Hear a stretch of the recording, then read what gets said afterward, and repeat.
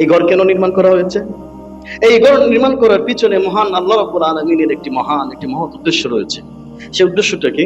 সেই উদ্দেশ্যটা সূরাতুল হজ্জের ২৬ নম্বর আয়াতে আল্লাহ সুবহানাহু ওয়া তাআলা ইরশাদ করেছেন, ওয়া ইয বাওয়া'না লিইব্রাহিমা মাকানাল বাইতি আল্লা তুশরিক বি শাইআ।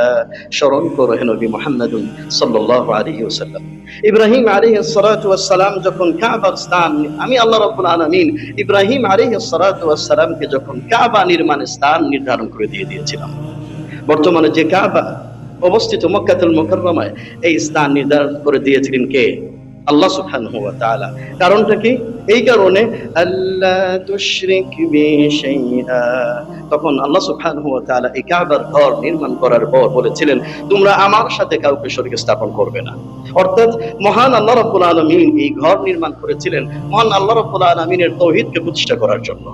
আমাদের ব্যক্তিগত জীবনে, পারিবারিক জীবনে, সামাজিক জীবনে, রাষ্ট্রীয় জীবনে তাওহীদ ভিত্তিক শিরক মুক্ত জীবন উপহার দেওয়ার জন্য মহান আল্লাহ রাব্বুল আলামিন এই ঘর নির্মাণ করেছিলেন, গোটা বিশ্ববাসীর একটি তাওহীদের কেন্দ্র হিসেবে ভিত্তি স্থাপন করেছিলেন, যাতে প্রতি বছর মানুষেরা এই হজের মৌসুমে আগমন করবে, উমরার মৌসুমে আগমন করবে, এই কাবার উদ্দেশ্যে মানুষেরা সালাত আদায় করবে, এই কাবার ইতিহাসের কথা স্মরণ করে এই কাবাকে যে মহান আল্লাহ রাব্বুল আলামিন তাওহীদের জন্য, শিরক মুক্ত জীবন উদযাপনের জন্য আল্লাহ রাব্বুল আলামিন নির্মাণ করেছিলেন, এই বিষয়টি স্মরণ করার জন্যই মহান আল্লাহ রাব্বুল আলামিন এই ঘরকে নির্মাণ করেছিলেন।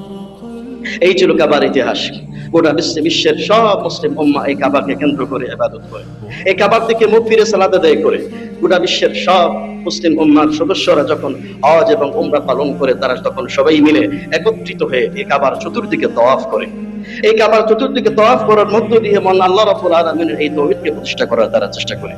এই জন্য এই কাবা শুধুমাত্র একটি ঘর নয়, এই কাবাকে মহান আল্লাহ রাব্বুল আলামিন তাওহীদের প্রাণকেন্দ্র হিসেবে মুসলিম উম্মাহর জন্য আল্লাহ রাব্বুল আলামিন স্থাপন করেছেন। সেখান থেকে তাওহীদের শিক্ষা আমাদেরকে নিতে হবে।